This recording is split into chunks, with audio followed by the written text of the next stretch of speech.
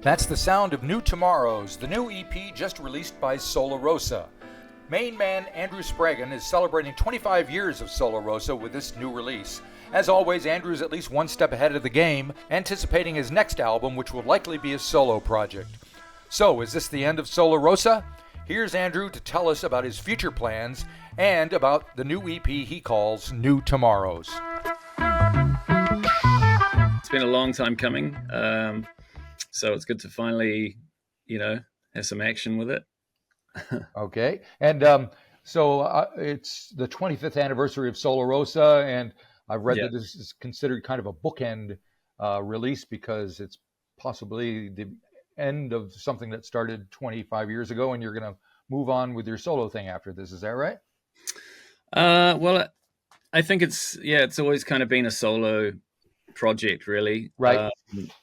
It was just there was a bit of a fork in the road at one point where I sort of started bringing other people in to perform live, and that sort of turned into a band, and all of a sudden, that was the narrative, that Sola Rosa was more a band than it was about me. But it's always been my project, really.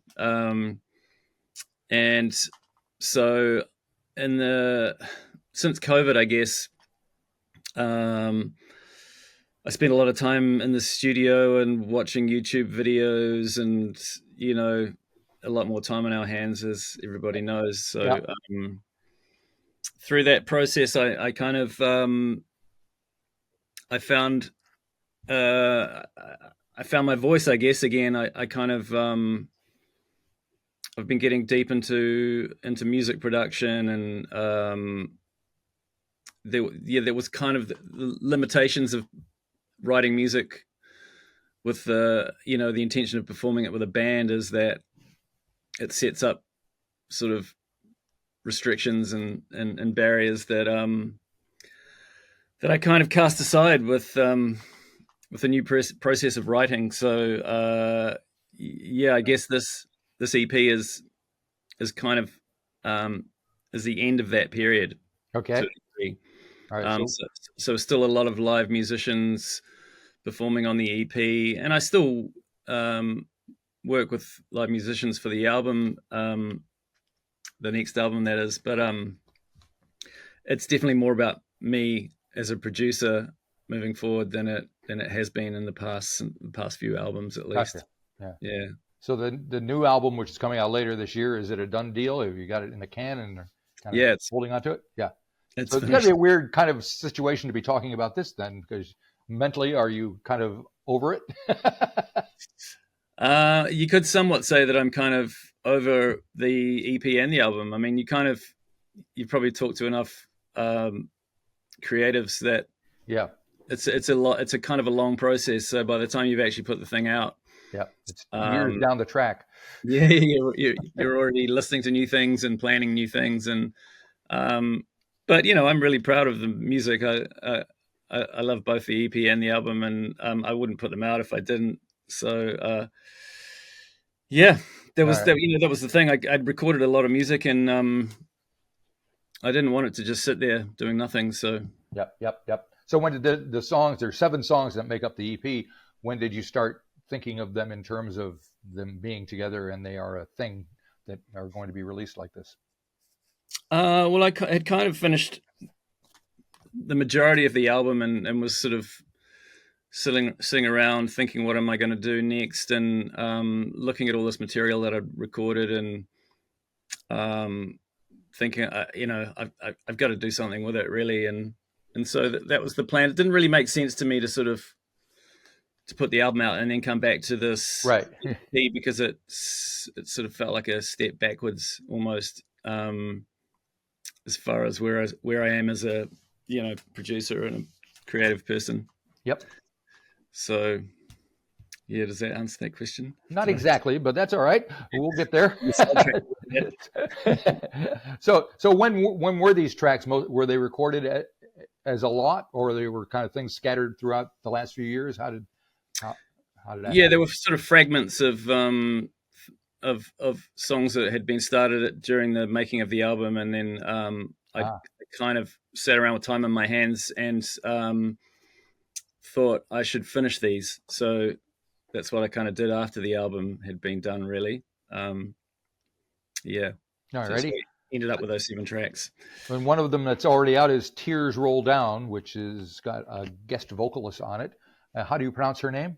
Akosia. That's how I would have pronounced it, but I wanted to make sure. Yeah. Fair enough. And so tell me about how she got involved with the thing and a little bit about how the track came together.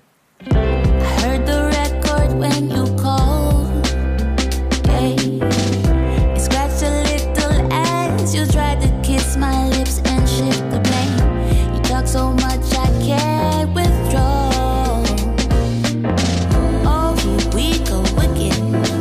I need to run away. I fold inside as you lash out. Hey.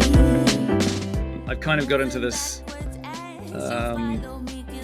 process now of going to a different country and collaborating with a bunch of people within a certain sort of condensed period, because A, it's more exciting making music outside of a home studio, and B, you can kind of bring a whole bunch of people together and have session after session after session, and it's productive and it's fun, and you can finish a project, well, you can finish that part of the project quite quickly.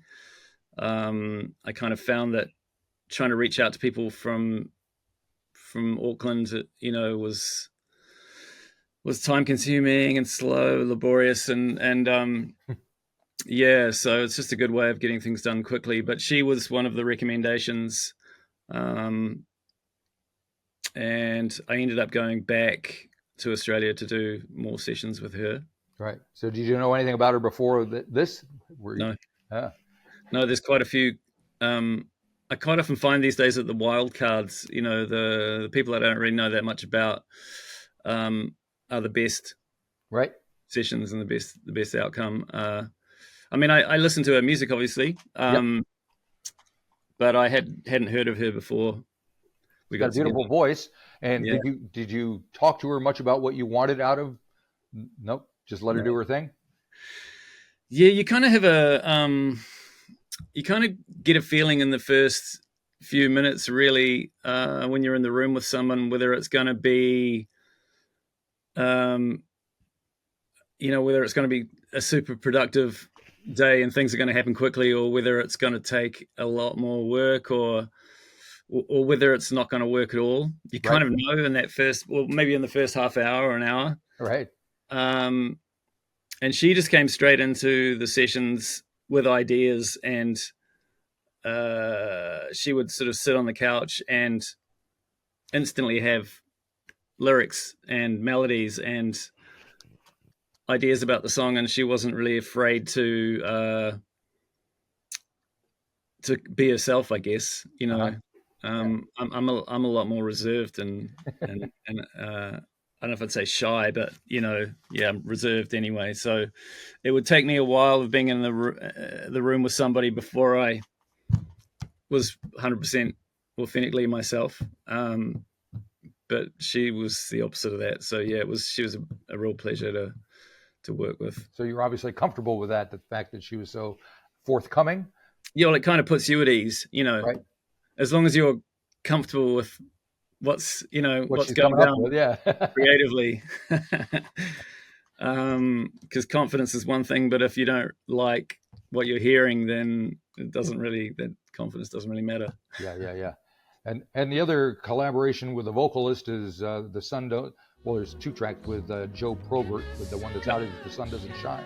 So tell me about him and that process. Looking at the sky, he will whisper in the night. You can run if you're scared. It's only you there. Whispers echoing, leaving shadows paper thin. You can hide if you're scared. It's only you there. Said you wanna move to the sunshine. Yeah, well, again, a real wild card, and I think Joe was recommended to me. I did some sessions with Joe Captain, jazz keyboard player, young guy. And I think, I can't remember how I heard about him. I think maybe it was through Nathan Haynes. He plays with Nathan Haynes. Oh, yeah. And at the time I was just looking for people to collaborate with, and he recommended Joe. He said, he's an English guy. He's over from Bristol. He's with a Kiwi woman, and he's a really great drummer, and blah, blah, blah, and he sings. And I just went and checked out his Spotify page, basically, and I liked his vibe and his voice, and reached out, and yeah, we got together and wrote those 2 songs. Right. And you got Finn Scholes playing vibes on that. Is that right? Yeah. He's an all-rounder, isn't he? He's great. Yeah. That session was actually we did that session a long time ago. So this track, I think initially I had plans on it just being an instrumental, but I love the vibraphone, so I just wanted to get some of that down. And a long time later, it sort of turned into the track with Joe, but was intended to be an instrumental. And it is followed by a thing called Get On, which is kind of a flute-driven thing. Who's playing the flute?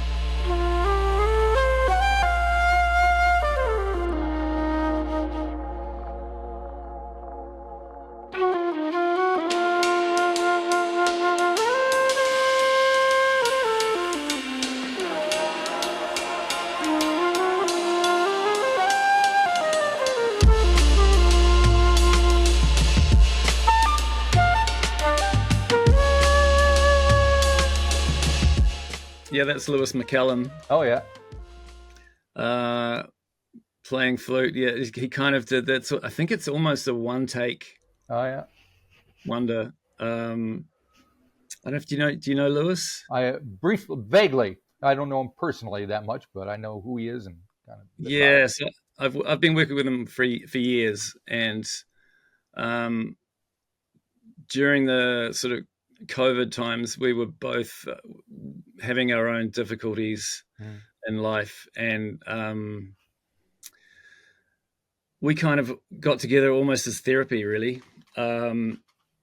Lewis needed to do something creatively. He wasn't doing any gigs. He was having troubles in his own life, and I was having troubles in mine, and we just kind of got together and we worked quite a bit, almost on a weekly basis for a while. And so we wrote quite a lot of music together. And anyway, this song was one of those, but we sort of finished it off after the album had been completed. But yeah, it's a flute solo, sort of breakbeat funk soul kind of track, really. It's Lewis said to me when I played it to him, like, and I'd finished it, he said, "Do you really want to you want it all flute?" Yeah. I was like, yeah, I like it. I love it. I don't know what people will think of it, but I think he kind of referred to it as Ron Burgundy. Do you know Ron Burgundy? Oh, yeah, yes. Anchorman. Yeah, Anchorman, yeah. Big flute solo. I wouldn't go that. I wouldn't put it in that category, so that's all right. Very good. So, yeah, anyway, but yeah, I love that track. Oh, yeah, that's nice. And so it does sound like there's going to be room for collaboration even as you move forward from this. Yeah, I'll always collaborate. I love collaborating. I just, I think I found my groove with just studio production, and there's a hip hop producer by the name of Decap who had a short little video just where he was saying, just try and like make a beat a day, make a piece of music a day without any judgment. Yep. Especially things like, well, I'm not a house guy, or I'm not a drum and bass guy, or I'm not a hip hop guy, or whatever. So like cast all of that out the window and just make music, and you don't have any obligation to do anything with it. Just make it daily and then just move on to the next thing. So I started doing that, and I just found it completely liberating. Yep. And there's a lot of trash that you write, and there's, And there's things at the time that you thought were trash, and then you come back to them and you're like, oh, actually, all that needs is like a different bass line, or but it's a super productive way of writing music, and so that's kind of just what I do now. Gotcha. And do you have something in mind that you want people to get out of what you do? Is it a vibe kind of thing? Is it a message? Is it a groove? What do you think that people are looking that you want to get across to folks when they listen to you? I'm not thinking anything about what I want to get across to people.